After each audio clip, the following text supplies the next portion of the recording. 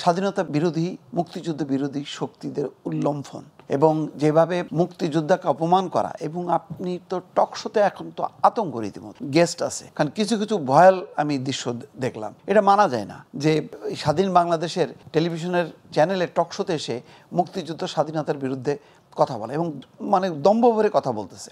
গোপালগঞ্জে শহীদ মিনারে জুতা পায়ে ইসলামী আন্দোলনের প্রার্থীসহ নেতাকর্মীরা। আচ্ছা, এটাকে যদি আপনি অ্যাক্সিডেন্ট মনে করেন যে ভুলক্রমে হয়েছে, কিন্তু আর তার থেকেও ভয়ানক একটা খবর, সেটাও 1 ঘন্টা আগে, রাজবাড়িতে বীর মুক্তিযোদ্ধাদের জন্য সংরক্ষিত কবরস্থানে দুর্বৃত্তদের আগুন। আমরা 5ই আগস্ট আমরা কী ছিল, আমরা ফ্যাসিবাদ থেকে মুক্ত হয়ে একটা গণতান্ত্রিক কাঠামো নির্মাণ করতে চাইছিলাম, যেখানে সব দল মুক্তভাবে স্বাধীনভাবে ভোট দেবে।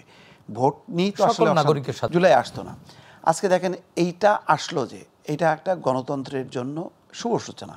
কিন্তু আমরা এখন কি দেখি বা কি দেখছি যে স্বাধীনতা বিরোধী মুক্তিযুদ্ধ বিরোধী শক্তিদের উল্লম্ফন, তথাকথিত তৌহিদি জনতার নামে সারা দেশে যে ধরনের মব কালচার চালু করা হয়েছে এবং যেভাবে মুক্তিযোদ্ধাকে অপমান করা, এবং আপনি তো টকশোতে এখন তো আতঙ্ক রীতিমতো।